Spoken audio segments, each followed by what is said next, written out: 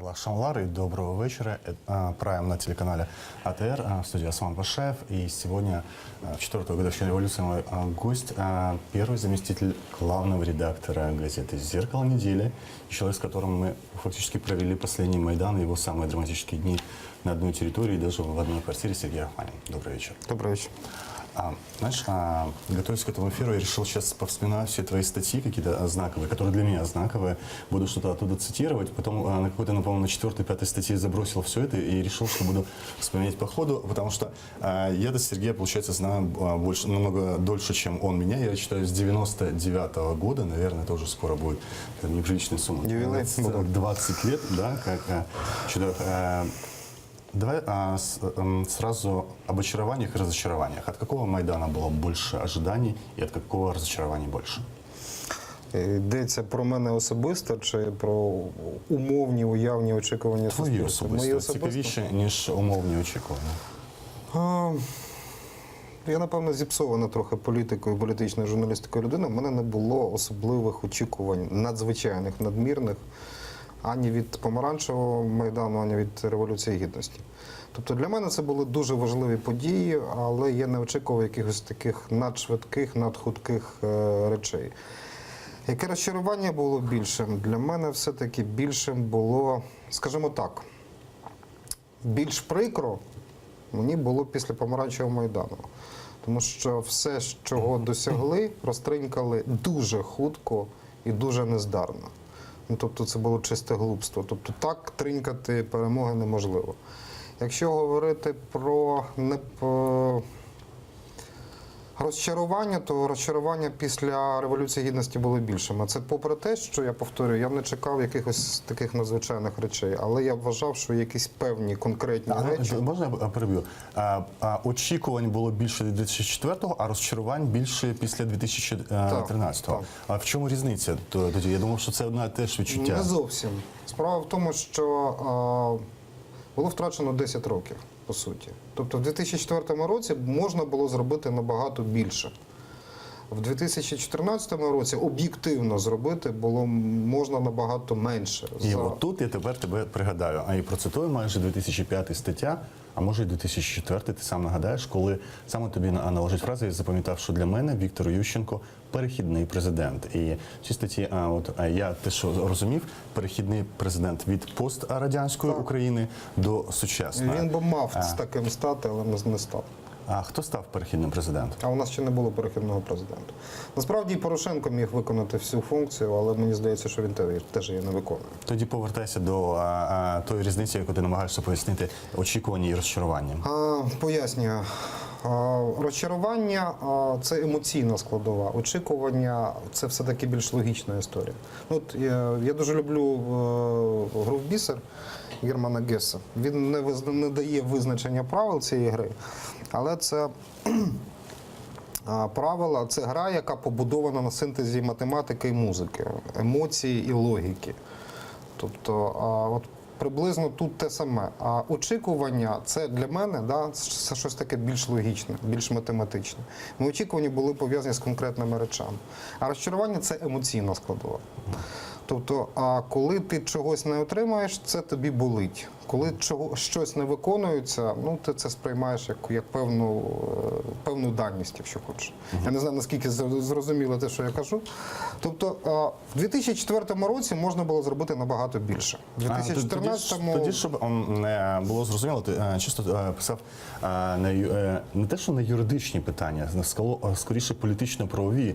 Дуже любиш такий формат статей. І саме, я пам'ятаю, я ще був репортером одного з телеканалів парламентським, і я бачу призначення Ющенком 2004-го уряду, а потім і губернаторів всупереч Конституції, всупереч того, через що у нього були проблеми через Тимошенко і з Кучмою, коли фактично конституційні повноваження прем'єра не виконувалися, тобто його подання. То у нас президенти любили звільняти за своїм розпорядженням і голів адміністрації, і прем'єрів, і міністрів, хоча б передбачив Конституцію, і Ющенко робить те саме, якби тоді ніхто на це не не звертаю увагу, ти пишеш про це статтю, я роблю експеримент, подаю до суду на Віктора Ющенка, якщо ти пам'ятаєш, це 2005 рік, щоб визнати це саме неконституційним, тому що це відбувалося на очах всіх наживо в прямому ефірі. Чи для тебе тоді ще в перші тижні було зрозуміло, що ця людина так само буде нехтувати Конституцію, а відповідно ніякого перехідного президента ми не отримали. Ми отримали дійсно тоді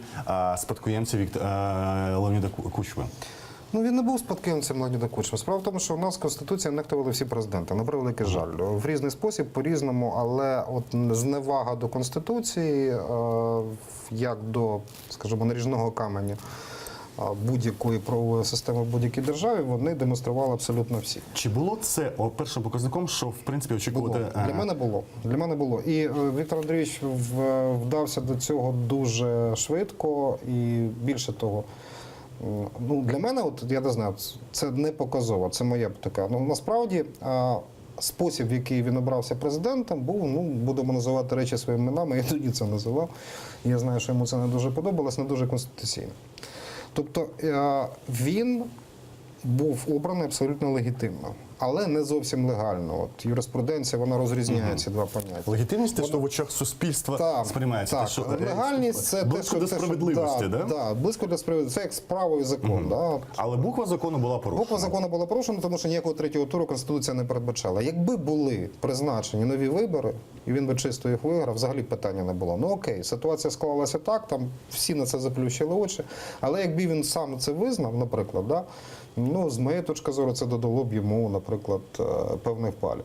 А він не тільки цього не зробив, він почав порушувати Конституцію, ну, фактично з перших тижнів свого правління. І, ну, а вже точка неповернення була після того, як він в абсолютно неконституційний спосіб з незрозумілих питань, всупереч всім нормам Конституції, розпустив Верховну Раду.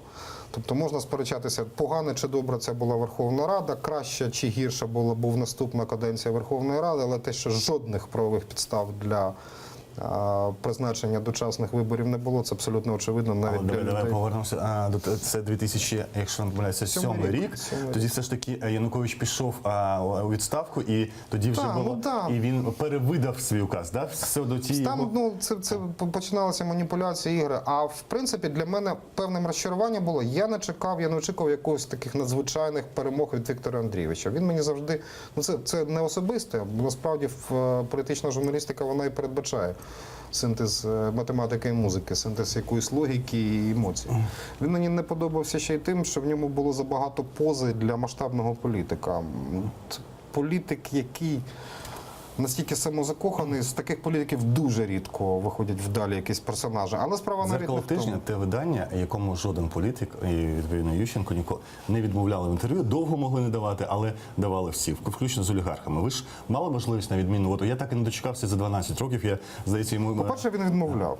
Він не дав вам інтерв'ю. Він не давав. А по-друге, на якомусь етапі він навіть був зацікавлений в цьому інтерв'ю, але в нього не було вже про що питати, даруйте на слові. А для мене, кінцем було те, що ця людина, яка для мене певне розчарування, те, що стосується Ющенка, те, що він буде кепським реформатором, це попри те, що він непогана, достатньо розумна людина, це в нього ніхто не забере. Але він не був надзвичайно глибоким і мудрим політиком. Але людина, яка запустила сюди Росукренерго, фактично, людина, яка заклала підмурок того впливу, який зрештою отримала Росія в Україні, додаткового впливу, попри той вплив, точніше, в додаток до того впливу, який існував.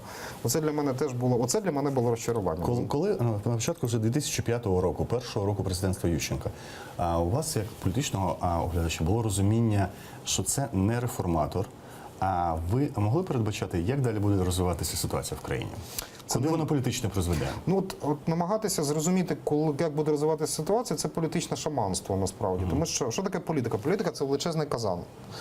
Під ним вогонь, хтось прикручує цей вогонь, хтось заливає туди воду, хтось бензин, а хтось плює в цей казан, хтось додає солі, спеції, хтось щось каламутить, хтось туди людського м'яса, хтось медвежого м'яса закидує.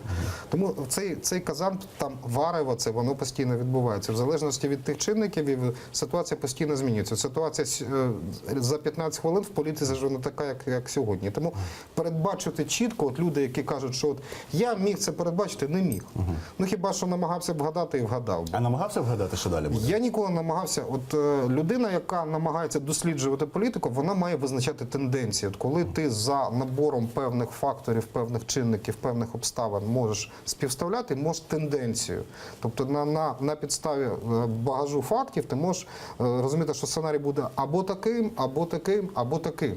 Тобто, наприклад, неможливо було передбачити з першого до останнього дня Революцію Гідності, як неможливо було передбачити революцію 17-го року. Жодної людини, навіть наймудрішої, яка передбачила все це до Я до дрібниці, гідності хочу просто крок за кроком. І назвав наш ефір між двома революціями, так, щоб спочатку почати все ж таки якби для мене з першого Майдану. Вона вважається все ж таки в нашій сучасній історіографії не першою, бо я революцію на граніті вважаю, да? А все ж таки першою. Якщо казати вже про Майдани, то їх два, да? Між двома Майданами. 2008-го зрозуміла була тенденція? Так, 2008-му була зрозуміла тенденція. Ну, наприклад, я не, скажімо, не вважав, ну, тобто не було, скажімо так, я припускав думки, що наступним президентом може стати Янукович.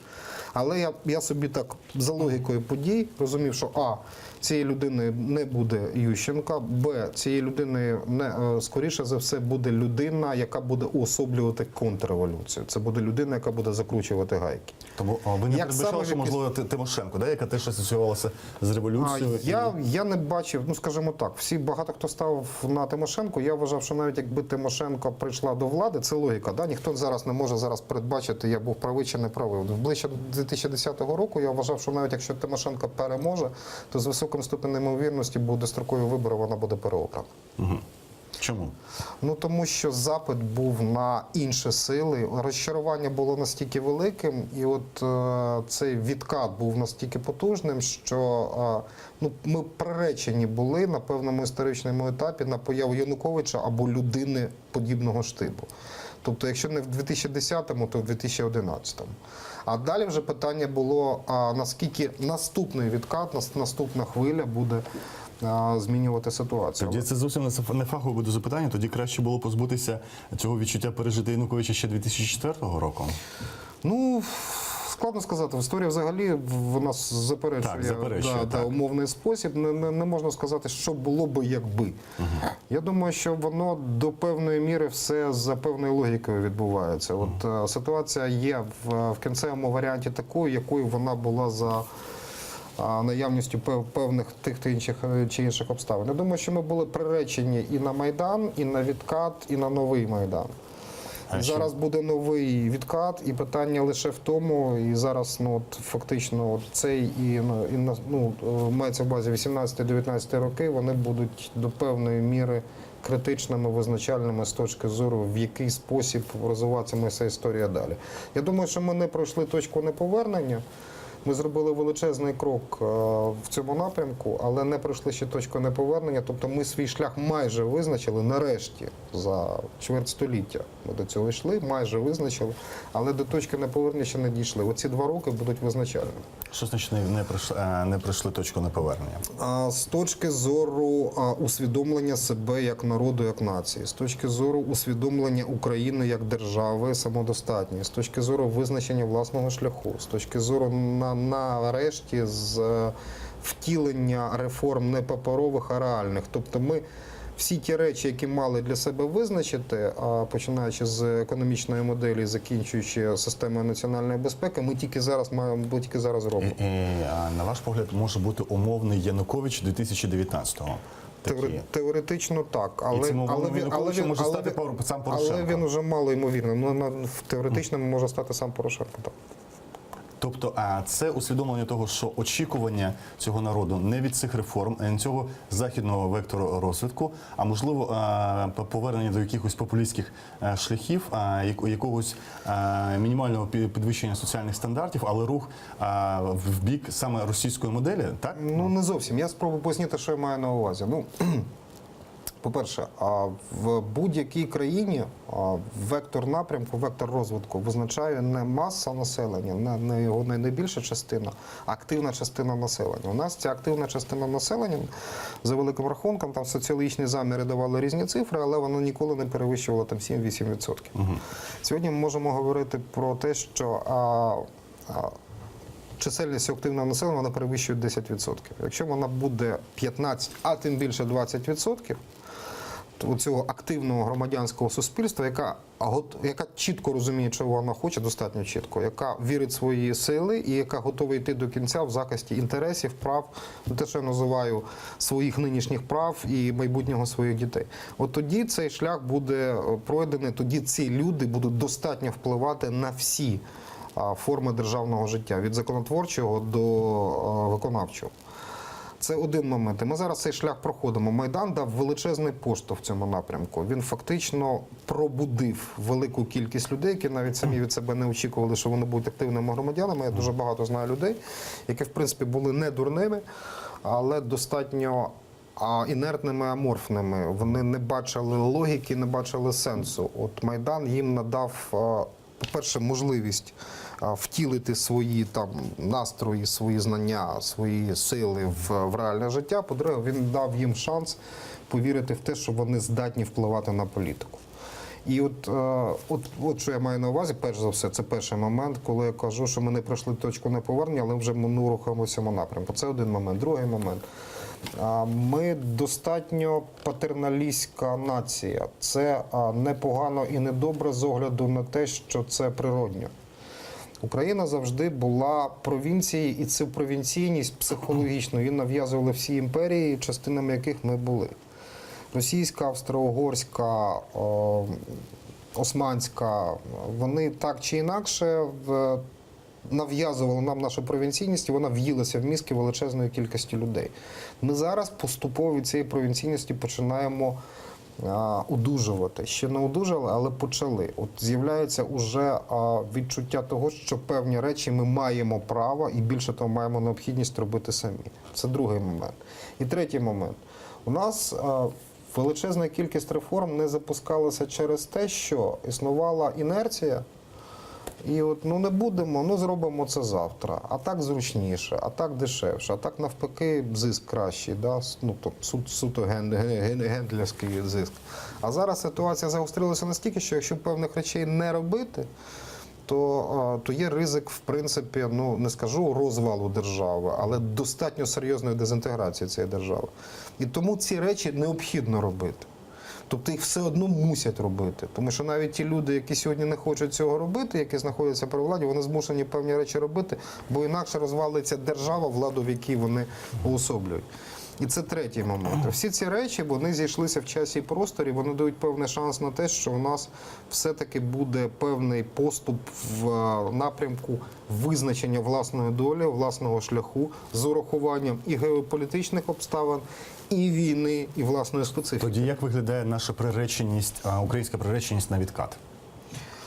Це не приреченість на відкат. Це справа в тому, що все одно, якою б активною не була частина населення, все одно позаяк ми країна, в якій все одно відбуваються вибори. Да? Виборець, масовий виборець, який ходить на вибори, він великою мірою залежить від речей утилітарних, від речей побутових. Він формує порядок денний в тих демократичних періодах, які називаються виборами. І за рахунок цього, оцей виборець, да, якого ще достатньо багато, який почав дорослішати там, в цілій низці регіонів, в цілій низці прошарків, але все одно недостатньо подорослішав, він все одно може вплинути на те, що буде почасти відкат. Тобто люди, яких усунули від влади, вони отримають другий шанс. Наскільки цей шанс буде ними реалізований, не знаю. Просто популізм – це, тим більше, що тут є ще один момент, нам завжди трошки не щастить. Популізм зараз запитаний в цілій низці європейських країн. Так, от я саме про це хотів. Популізм став рушійною силою політики, а він не є таким загрозливим, як це часто густо представляють, зокрема росіяни, але він є достатньо загрозливим.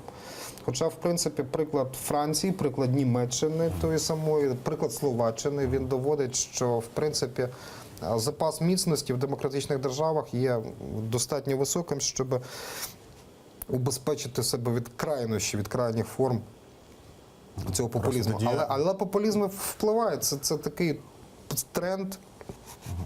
Насправді це тимчасове явище, тому що, в принципі, і світ, і Європа це кілька разів проходили. Зокрема, проходили в 30-ті роки 20-го сторіччя. Ну, почасти проходили в 80-ті. А от Дарона Джемолко, книжку якого як зараз зачитується, чому нації занепадають, да? Це професор економіки Масачусетського технологічного інституту, каже, що в своєму інтерв'ю Хюрієту, турецькій газеті, він громадянин Туреччини, сказав, що в принципі весь світ переживає це захоплення популізмом, і ми живемо не в найкращий час, і він вважає, от якщо ти кажеш, що точки неповернення нема для України, він вважає, що точки неповернення нема до світу. Відмовитися від всього того, що було протягом 50 років повоєнної і Європи, і Північної Атлантики. Ну, як доводить історія, мені б не хотілося пропонувати цей рецепт, але світова історія довела, що найліпше від цих речей лікують війни. Світові війни. От насправді, якщо ви подивитесь на вибори в Європі кінця 20-х, 30-х років, це в принципі теж певне захоплення популізмом, бо в тої чи іншої міри популістські партії в різних країнах, в різних частинах Європи мали достатньо потужний вплив на політику. І вони проводили абсолютно різних правителів до влади, але популізм був запитаний. І більш прагматичним і водночас більш демократичним Європа стала після Другої світової Європи, коли фактично війна, страшна війна, стала щепленням від популізму. Сергій, чи можна так сказати, все ж таки, дивлячись на результати виборів і навіть парламентських, які були одразу після Революції Гідності в Україні, а тепер порівнюючи з цими результатами і в Чехії, і в Польщі, і навіть в Австрії, можемо навіть казати, що український виборець, як би вони ставилися до тих сил, які перемогли, менше схильні до популізму, ніж наші навіть західні сусіди. Ну, І тому про дорослішання, коли ми говоримо, я не знаю, кому от можливо це через той же рецепт, що ми переживаємо війну. Тоді у мене зустрічне питання. А економічне голосування, є в нас такий термін, це свідчення дорослості чи ні? Бо насправді випадки економічного голосування, вони щоразу тільки збільшуються. От якщо у нас Це теж дослідження показує, що економічно? Ну, це досвід показує. Ну, фактично, от у нас останні місцеві вибори, там був просто розквіт економічного голосування. Економічним голосуванням? Економічним голосуванням я розумію, коли людина продає свій голос за гроші. Це гречка. Ну так скажи, що на гречку вже ні. На гречку вже ми гречку називаємо все. 1600 гривень за голос. На об'єднані територіальні громади? Це вже грубі гроші, і це дехто платив навіть більше. Були випадки, платили менше, але середня ціна, мені казали, 1600 гривень. Ну це навряд чи свідчить про масове дорослішання нації. Вона дорослішає в інших речах, насправді. Тому що це певна логіка. Це свого часу, як Сан Санич Мороз 94-го року, коли він казав, гроші беріть усіх, а голосуйте за велінням серця. Було в мене таке достатньо хибне гасло.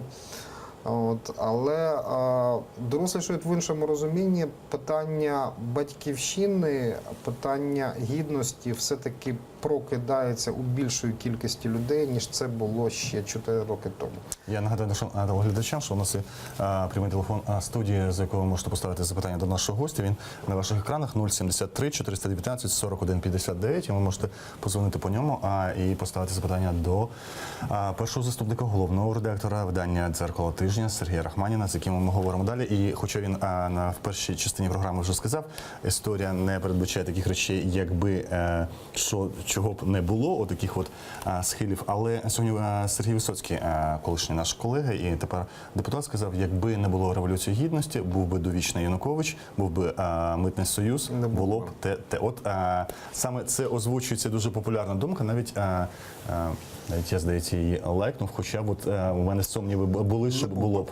От, наприклад, скажу, за власними відчуттями. Да? От спочатку було емоційно. Навіть люди, які намагаються аналізувати ситуацію, вони все одно слабують на таку річ, яка називається емоція. Да? От коли переміг Янукович, в мене було відчуття, що нас, країну, забетонують на більше, ніж на 5 років. Да? Тобто я розумів, що це не довічна історія, що більше того, навіть це теж гарне щеплення, що такий, як би це цензурно його назвати, такий політик нам необхідний, в принципі, для певного виховання мізків суспільства, мізків виборців. Але вже в 12-му році в мене було відчуття, що він не досидить до кінця свого терміну. Да? Поясню, чому. Значить, ти поясниш, а я зараз скажу, я теж хотів 12-й рік. От я там, знаєш, у Фейсбуку є функція, це в цей день, рік тому, там можна подивитися два, і можна подивитися, що ти сам писав. І от 12-й рік я підняв, і така була, всі постили якісь, знаєш, апельсини, і от я подивився на пости інших за цей 12-й рік. І така суцільна депресія, це кінець року. Абсолютно така тиша, вже, здається, розп'ятий був навіть TVI останній з телеканальчиків, яких був там, можливо, ну, хоча б опозиційним вважався. От здавалося, що все, нічого не залишається, і всі ці прогнози, наступні 10 років Віктор Янукович, потім наступні 10 років Саша Янукович, тобто всі були готові до, от всі, я кажу саме Фейсбук-середовище, активне середовище до цього панівного 20-річного стагнації і безправ'я. А тобі здавалося, що він не досидить? Я спробую пояснити, чому. На відміну від, наприклад, Леоніда Даниловича Кучми, ну, не будемо порівнювати з Віктором Андрійовичем Ющенко, була історична ситуація інша. Але умовно порівняти там правління Кучми і правління Януковича можна, тому що за зовнішніми первинними статевими ознаками було дуже багато спільного. Він був політиком, який геть втратив відчуття реальності. А Кучма був все-таки, попри моє специфічне ставлення до цього політика, він був політиком достатньо розумним. Янукович діяв настільки безкарно, що це не могло пробачатися. Він фактично підгрібав під себе всю країну. Тобто, ну, це варіант з Робертом Мугабе сьогоднішнім. Да? Тільки Мугабе, даруй, він став президентом, коли в 3 клас, здається, ходив. 80-й другий, рік, да. І він відчуття реальності втратив вже під завісу свого життя, коли він вже з ярмарку їде. А Віктор Федорович втратив його за 2 роки. Не можна так зосереджувати все на собі і на родині. Коли ти втрачаєш коли вся країна стає твоїми ворогами, ти приречений на те, що ти не доживеш до кінця терміну. Він втратив відчуття реальності. Леонід Данилович робив і для себе, і для свого зятя Пінчука, але ділився і з іншими групами впливу. Він грав. Він наближав, відсторонював, він тиснув, переконував, домовлявся, розривав ці угоди. У Леоніда Даниловича, особливо в раннього Леоніда Даниловича, було кілька рівноудалених центрів впливу. Він завжди кілька центрів ухвалення рішень працював одними тими розв'язками завдань, причому внутрішньополітичних і зовнішньополітичних. І він на свій розсуд інтуїтивно чи за порадою когось обирав найкраще. А цей був зосереджений на собі. У нас така Януковича-центрична країна була. Він не був гравцем, він просто тупо забирав все, що можна було забрати. Ну, мовно кажучи, я думаю, що він би гриби і горіхи кінець кінцев би забрав, він би отримав би в якості ворогів весь зовнішній світ і всю Україну. Від олігархів до яких-небудь дрібних підприємців, яких тупо забирають бізнес. Так не можна. Більше того, тут можеш вірити, можеш ні. У мене відчуття було того, що Революція Гідності, я чесно кажу, 21 листопада я не відчував, що це надовго. 29-го в мене з'явилося інтуїтивне відчуття, що протест не розійдеться по завершенні Вільнюського саміту. А відчуття, що Янукович найближчим часом не буде президентом України, у мене з'явилося в ніч з 10 на 11. І поясню, грудня. Це спроба Це ще до Груші. Чому саме тоді? Це до Груші, чому саме тоді? Не 19-го, коли було водохреща, не тим більше там 18-го, 19-го. 10 грудня, що це до Нового року. Це перша спроба, коли Вікторія Нуланд була тут. Це була перша спроба зачистки Майдану. Чому? Тому що з одного боку він пообіцяв лідерам трибуни Майдану і Нуланд про те, що він не буде вдаватися до сили, але вдався до неї. Не можна так. Якщо ти ведеш перемовини, ти маєш дотриматися правил гри, тим більше в такій жорсткій Все ж таки було критичній точно ми ситуації. згадаємо. Я був всю ніч на Майдані, і я пам'ятаю, коли люди почали приїздити, це почалося вже з відкриттям метрополітену. До цього вночі було не так багато Не людей. так багато людей. А спецпризначенців було дуже багато. Вони дійсно згрібали час від часу, але насильства не було. Чому там відбулося? Це було у мене час від часу було відчуття якогось театру. Тобто, нібито мало воно відбутися, але не було. Нагнітання через інтернет було страшніше, ніж коли ви там ніж були. там, це правда. Ну, взагалі на Майдані, коли я дивився по телевізору, воно все виглядало не страшніше, ніж коли ти знаходився там. Хоча потім дивишся, і воно так. Поясню, не треба було робити навіть цього. Але більше того, якщо він вже на це пішов, він мав йти до кінця і давити, і чавити. Тобто він не вів себе, не поводив себе як гравець. Ні як виважений гравець, який розраховував на перемовини, на якісь поступки, на якісь компроміси. Ні як жорстокий гравець, який питання руба намагався розв'язати і давити. Тобто після такої історії, коли він кинув всіх і не зачистив Майдан, у нього не було іншого варіанту, як втягувати в себе в довгу війну, а ситуація, досвід першого розгону студентського Майдану і наступної Михайлівської площі довів, що кожний контрнаступ буде сильніше, ніж наступ. Тобто він повів себе не як гравець, він поводив себе як людина, яка геть розірвала зв'язок з реальністю. В нього логіка була проста – натиснути і розбіжатися. Тобто це показувало... Він думав, що він зможе налякати. Він думав, що він зможе налякати. Він не відчував, що це вже налякається. Але ж вже було 30 листопада, вже було побиття студентів і страшні кадри. Не відчував. Тобто, або він розумів, що є смертельна пекельна загроза, і він мав, цинічно називаємо речі своїми іменами, зачищати будь-якими засобами, або він розумів, що треба домовлятися і треба було вдаватися до якихось... А отак тупо прийти і налякати, з надією, що розбіжаться, це було смішно. І це для мене було ознакою того, що це людина, яка втратила зв'язок з реальністю, а політик, який втрачає зв'язок з реальністю, він довго не сидить. Воно могло завершитися не 21 лютого, а, наприклад, там 21 квітня, чи ще півроку, чи ще якісь, наприклад, там дочасні вибори і з неминучим його непереобранням. Але в той момент у мене з'явилося відчуття, що він ненадовго президент. Але це питання теж не раз поставало, а цікаво його від тебе. До речі, ми не можемо там... Тобто це теж до певної міри умовний спосіб. Да? Але в принципі, от тодішня моя логіка, вона в принципі... Перебіг подій, який відбувся, він довів, що в принципі відчуття ці були не намарними, вони були все-таки логічними. Якби не цей Майдан, що було б з Кримом?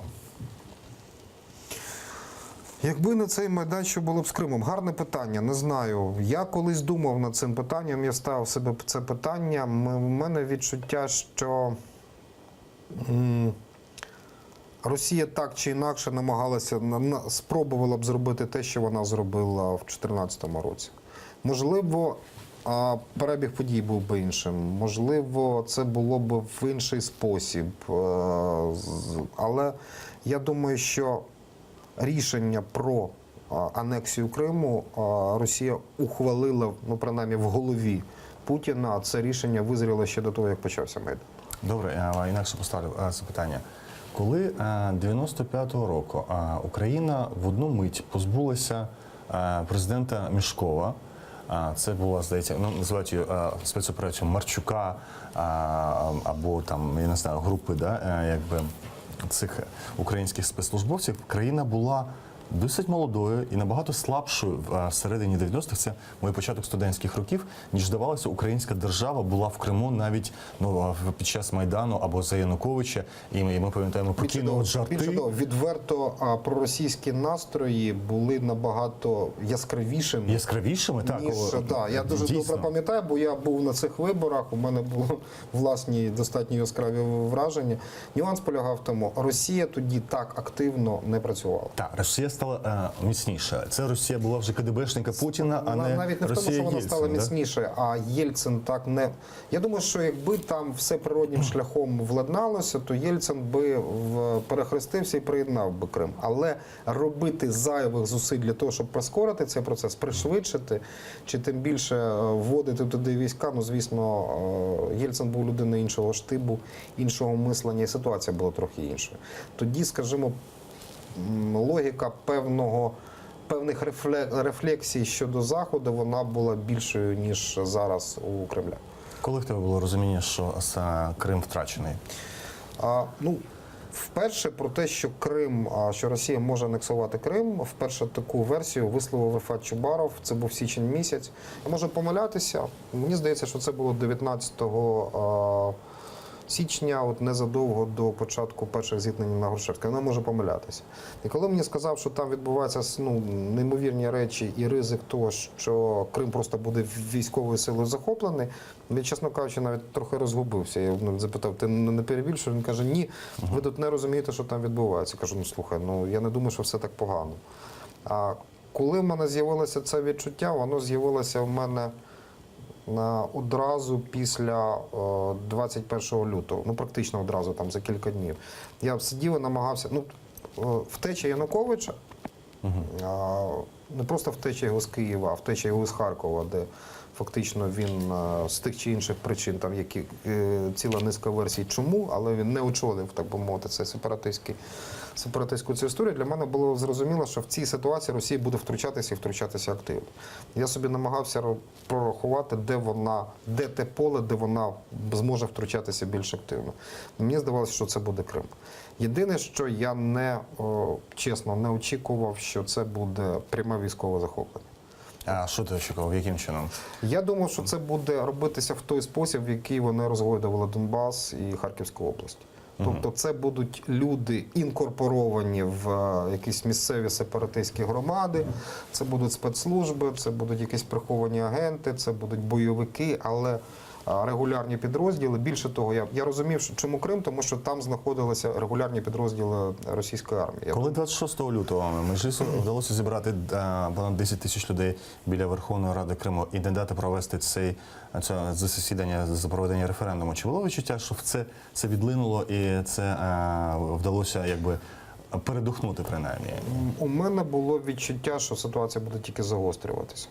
От у мене була логіка яка, що, в принципі, це було, з одного боку, це була, так би мовити, позитивний дуже момент, воно справді було дуже важливо, воно і ефектно виглядало, і достатньо ефективним, але це гра на загострення була, яка передбачала дуже різкі рухи з боку Росії.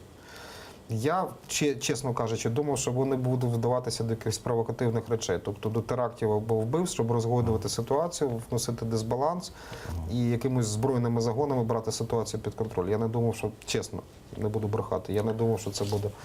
Але я розумів, що після демонстрації сили, а це була дуже показова демонстрація сили, і я розумів, що буде якийсь різкий рух з боку Росії.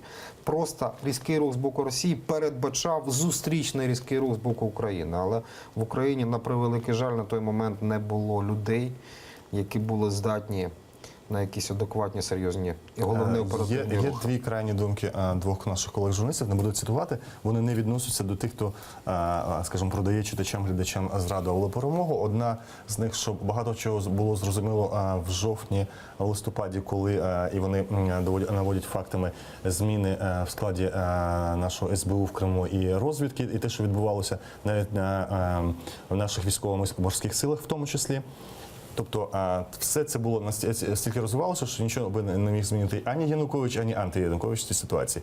Інша думка, інша крайня, що нова влада сильно зацікавилася питаннями розподілу шахматок і влади тут, і там, ну скажімо, не з журналістів, а з політиків, це Москаль, який каже, що там роздовбати Керченську переправу і, можливо, вдарити по Раді міністрів і Верховній Раді Криму, і все це закінчилося в Криму. Тобто покладання відповідальності на нову владу, яка тоді захопилася розподілом.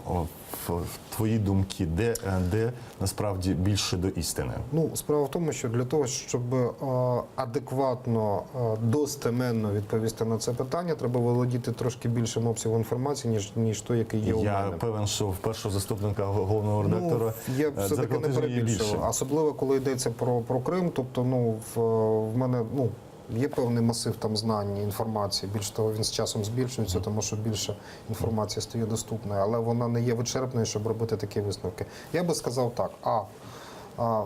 Нова влада безумовно завинила. Вона прогавила Крим і вона прогавила початок пожежі на Сході. Відверто. Вони справді трохи захопилися шахматками. Вони, в принципі, скористалися ситуацією, аби отримати владу і розподілити її. Для них цей момент був набагато важливішим, ніж все, що відбувалося. Вони це виносили за дужки, потім розберемося. Це правда. Але правдою є і те, що, я ж кажу, що в мене відчуття було, що, в принципі, Росія все одно для себе це поставила як завдання, і вони мали завдати якийсь сильний удар, і Крим був саме тим місцем, де вони цей удар мали завдавати. Чи можна було це зупинити? У мене немає чіткої відповіді. От я, їй-богу, не знаю. У мене, скажімо так, з ймовірністю 60/40, у мене відчуття, що все-таки можливості зупинити це в української влади були. Було згаяно часу достатньо багато, який ми не використали. Якщо ти вважаєш, що були можливості 60/40, десь так, але це тоді, дуже суб'єктивно. можливо, і є розуміння, в який спосіб можна було діяти тоді. Яким чином можна було зупинити цю гібридну окупацію в Криму? На Сході це зовсім інше, відверто можна сказати, війна, а це гібридна окупація. Це гібридна окупація, так. Да. Перелік заходів, він достатньо довгий. Я думаю, що в принципі треба було, по-перше, більш активно працювати з місцевим населенням, з кримськими татарами, зокрема. Тому що я дуже добре пам'ятаю, як вони, ті люди, які там очолювали або намагалися вплинути на перебіг подій, вони не отримували жодної допомоги від Києва. А ця допомога була не просто можливою, вона була необхідною. Організаційна, фінансова, допомога зброєю. Ціла низка. Тобто цього моменту не було. Навіть ті ресурси, які були наявні, тобто не існує жодних ілюзій щодо ситуації в правоохоронних структурах, взагалі в силових структурах, в місцевій службі безпеки і в Міністерстві внутрішніх справ. Але ситуація з військовими не була такою однозначною. Я знаю дуже багатьох військових, які змінили своє ставлення до того, що відбувалося, через те, що вони в принципі, готові були виконувати накази. І велика частина з них була готова виконувати накази будь-які. Тобто, насправді, можливість блокування українськими військовими підрозділами, тобто те, що робили росіяни пізніше, ми могли зробити раніше. І більше того, українські військові, а от коли був цей час, висуваємось, не висуваємось, чекаємо наказ, не чекаємо наказ, здаємо зброю ворожейки, не здаємо зброю ворожейки, стріляти, не стріляти. Коли вони відчули, що влади нема, а для військових це дуже чутливий момент, велика частина з них або розчарувалася, або просто пішла за прагматичною логікою. А прагматична логіка була, що якщо держави нема, то яка різниця, якій державі я буду служити? Це не зрада, тому що я зрадую державу, якої не існує, яка мною не цікавиться, яка мені не віддає наказів. Я не кажу, що це була критична маса, але велика частина військовослужбовців, які чекали наказів, не дочекалися, а потім кожен з них обирав для себе рішення на власний розсуд. За умови чіткого оперативного реагування ситуацію можна було б обезпечити. Більше того, росіяни наважилися, з моєї точки зору, на такі силові заходи, тому що вони лише тоді, коли вони відчули, що стріляти не будуть. От якби вони відчули загрозу фізичного знищення бодай 10 російських військовослужбовців, вони би 10 разів подумали, чи варто це робити. Все ж таки ти більше схиляєшся до думки Геннадія Москаля. Не зовсім. Геннадій Геннадійович, в нього такі більш ексцентричні думки. Я думаю, що можна було б...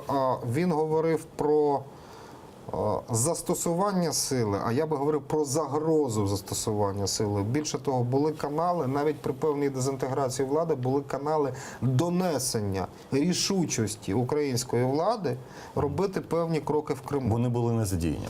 А вони не були не задіяні. Більше того, Москва дивилася, будуть чи не будуть. Коли вони побачили, що є навпаки нерішучість, вона перехопила ініціативу. Демонстрація сили. Гарний боєць – це не той, хто б'є в ніс одразу. Це той, хто демонструє готовність дати в ніс. І це відчувається шкірою. Будь-який боєць це відчуває. Є багато випадків, коли бійка не відбувається, тому що випромінює просто суперник таку силу, таку рішучість, таку здатність битися до кінця, що навіть більш потужний, більш там масивний боєць, який-небудь хлопець ні в року, відчуває загрозу битися до кінця у людини, яка є фізично зовні слабшою, і він, починає трохи заткувати, тому що він відчуває цю рішучість. Цю рішучість Київ не випромінював. Чому?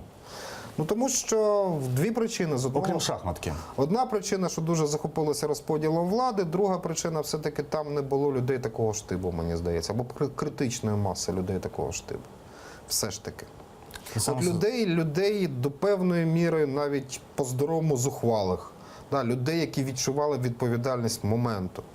Тобто переляк був. Я думаю, що почасти тут злий жарт зіграла втеча Віктора Федоровича. Тобто вони боялися Януковича дуже сильно. І коли на їхніх очах... Ти кажеш про Яценюка, я кажу про Кличка та ту частину людей, називаємо її умовною елітою, яка отримала владу. Порошенко теж боявся Януковича? Я думаю, що так. І коли людина, яку вони боялися на їхніх очах, підбігши хвоста, почала втікати, вони самі трохи, вони їх заціпило. Да? От в них самих був такий момент розгубленості. Тобто вони не були до цього готові. А розгублений політик – це політик, який не здатний до якихось рішучих речей. Тобто вони самі були розгублені. Це дуже психологічно на них давило. Вони насправді не стільки раділи, скільки були розгублені. Вони трохи нагадували тимчасову уряд 17-го року, який не знав, що з тією владою робити, яка впала просто до їхніх ніг, хоча вони не дуже цього прагнули. Чи Петро Олексійович відноситься, людина, яка робила бізнес в 90-х, до тих людей, яка могла б розгубитися втечею Януковича? Мені здається, що так. Вона розгубилася. Справа в тому, що ми трошки ідеалізуємо 90-ті роки, по-перше, а по-друге, люди, які робили Не бізнес... ідеалізуємо, навпаки, демонізуємо. Ідеалізуємо їхні здібності і їхню життєздатність. Якщо ми говоримо, колись мене запитували, як така людина, як Тарута, могла робити бізнес на Донбасі? Там же яка інтелігентна людина? Такий Вуді Аллен з Маріуполя. Як же він міг, там з такими жорсткими суворими пацанами робити бізнес і залишитись живими ще й стати мільярдером? Це пояснюється логічно, тому що за силову ситуацію відповідали інші люди. Він працював мізками, а були люди, які відповідали за фізичний силовий блок, за перемовини та інше ласощі. Те саме було у Петра Олексійовича. Петро Олексійович займався радше перемовною історією або дохованням цього процесу. Наскільки я розумію, інші люди займалися силовою ситуацією, інші люди займалися розвитком бізнесу як такого, зокрема батько. Я все намагаюся поставити уточнюючі запитання, по тому, що ти відповів на початку, чи не могли щось змінити по Криму. Наш глядач це все одно це про кримських татар. Да. Це цікаво, тому що основний наш глядач в Криму знаходиться цього телеканалу АТР. Недостатньо взаємодії з кримськими татарами. Чи йдеться мова лише про взаємодію в ті часи, чи взагалі Київ проблематику кримських татар погано розумів тоді, трохи згадав про це в 2014 році, коли Крим було втрачено, і почав забувати знову тепер? По-перше, він погано розумів тоді, це правда. Я думаю, що єдиною людиною, яка намагалася на початках опікуватися цією проблемою, був Кравчук. Він чомусь це розумів достатньо добре. Я навіть не знаю, чому і як. Я з ним говорив колись на цю тему, але не отримав якоїсь такої притомної... Кравчук розумів кримських татар найкраще. Він, якщо порівнювати з рештою президентів, був знайомий з усіма, окрім Януковича, Богу дякувати, якось я з ним жодного разу не перетинався. І тема кримських татар, і тема Криму, так чи інакше, вона ж виникала. Тому що це завжди був такий складний... Тоді можеш коротко охарактеризувати саме по цій тематиці, хто що думав і хто що знав? ну, це довго буде. Ну окей, давай я спробую відповісти Так. на це питання, а потім на це. А проблематику не дуже розуміли. І кримську проблематику взагалі, і кримську, тему кримсько-татарського народу зокрема. Тому що Крим це була завжди, ну тобто були дві теми, які завжди тяжили, коли виникало питання Криму. Це вплив Росії і це бізнес. Решта питань вони взагалі не цікавили. На чому можна в Криму заробити і як убезпечитися від зайвого впливу росіян, тому що навіть торгуючи з Росією чи вводячи дружбу з Росією, все одно було трохи незатишно, трохи моторошно, тому що росіяни все одно намагалися там контролювати ситуацію. А були певні побоювання щодо кримських татар, були певні упередження щодо кримських татар. Були Давай певні я знову- нездоровні рефлексії. Я І трошки більше переб'ю, того, ти продовжиш. І Чечня насправді, от, наприклад, наскільки я знаю, на багатьох політиків вони чомусь дуже чітко екстраполювали ситуацію в Чечні на ситуацію з кримськими татарами. На кримську ситуацію. Хоча, ну, як на мене, це абсолютно не те, що не симетричні чи не схожі, це не конгруентні історії, вони абсолютно різні. Але от певне упередження, певний брак інформації і певне стереотипне уявлення, от воно, в принципі, навіть до певної, ну я не скажу відрази, але певної дистанції, тобто намагалася дистанціюватися від цієї історії. Другий момент, який теж завжди тяжив, у нас влада завжди намагалася уникати проблем, які могли призвести до більших проблем. От давайте не чіпати Донбас, бо ну його нафіг. Давайте не давати великої влади кримським татарам, бо це призведе ще до більшого підсилення антиукраїнських настроїв серед російськомовного населення, втратимо Крим. От логіка, парадигма розв'язання питання була приблизно такою. І це так завжди було. І в принципі це правда, що ну, треба віддати належне. Це моя особиста точка зору, що от було щонайменше двоє людей, які намагалися цю ситуацію змінити. Ну, принаймні в Києві. Це Джамільович і Баров. Це двоє людей, які намагалися на різних рівнях, з різними людьми, в різний спосіб переконувати, невтомно намагатися змінювати ставлення до кримсько-татарського народу і до розв'язання кримсько-татарських проблем на різних рівнях, з різними людьми, навіть з тими людьми, до яких вони вороже ставилися. Як політичний глядач, кримськотатарська автономія потрібна була ще тоді, в 90-х, коли взагалі створювалася автономія за часів України? Я думаю, що кримсько-татарська автономія точно була б актуальним питанням після помаранчевої революції. Оце моє глибоке переконання. Тобто час втрачений тоді? Якщо мені здається, що тобто теоретично можна говорити там 91-й чи 94-й чи 99-й, за сукупністю цілої низки обставин найліпший час для того, щоб порушити це питання і розв'язати його з найменшими втратами для України, для внутрішнього і зовнішнього аспектів цієї проблеми, як на мене, був би 2004 рік. Віктор Андрійович, як би він там погано не знався, але коли були передвиборчі часи, він знає, хто йому перешкоджав виїжджати в Крим. 2005 мається на увазі після виборів. Він знав, хто йому перешкоджає і хто йому забезпечує в'їзд в Крим навіть через Армянськ, хто його головний, хто основа його голосів, чому в нього не виникло? Чого в нього фобії виявилося більше навіть, ніж в Кучми? Щодо кримських татар. Тому що на відміну від Кучми, от Кучма, наприклад, якби хтось колись його переконав, в чому його користь, практично, от не знайшлося такої людини, яка б зрозуміла, це моя точка зору, да, вона може бути дуже упередженою чи дуже суб'єктивною. Якби знайшлася людина притомна, яка б зрозумілими йому словами пояснила, в чому логіка і в чому перевага, я думаю, він би це міг зробити. Ющенко не та людина, от розкажіть мені, будь ласка, що Віктор Андрійович Ющенко як політик зробив за 5 років? Нічого. Це не та людина, яка здатна будь-що продукувати, коли йдеться про реальну політику. Він зробив дві речі: мистецький арсенал і меморіал жертвам Голодомору. Обидві речі є дуже важливими, але вони не мають жодного стосунку до людини, яка називається політиком, тим більше У президентом. нас лише 2 хвилини залишаються. Я хочу запитати, це не сприйметься як закид. Я нещодавно писав пост, що якщо у нас в медіа і є щось схоже на Біблію, то це в аналітиці це дзеркало тижня, в новинах Українська правда, хто б мене як не критикував з цього приводу, це моя особиста думка. Але в 99-му, коли вже «Дзеркало тижня» була моя улюблена газета, я пам'ятаю ці прогнози, я про це теж згадав, прогнози міленіуму для України, да, тисячоліття. Там були у вас і Роднянський, і Джангіров, там цілий перелік людей, яким ставили одні ті ж запитання. І саме Джангірова я прочитав, це мене тоді студента дуже обурило, що головна загроза міленіуму для України – це кримські татари. І знаєш, і це було коли в «Дзеркалі тижня», які читають всі політики, і не було ніякої більше відповіді. В чому загроза? Чи долучилися, вважаєш, таким чином і ви до цього стереотипу? Ну, опосередковано, я думаю, до цього стереотипу долучилися всі, хто займався політикою і політичною журналістикою. Хтось заплющив на це очі, хтось не розумів. Якщо брати цю конкретну історію, ну, друкувати це, напевно, було неправильно, але не друкувати було б ще неправильніше, якщо ми людині поставили це питання. Хоча скажу вам чесно, я взагалі не знаю, за яким бісом Дмитро Джангіров друкувався в цій газеті, але це вже не моя відповідь. А я тоді там працював лише рік, до речі. Сергій Рахманін, перший заступник головного редактора «Дзеркала тижня», був гостем прайму на АТР. Зустрінемося наступного вівторка.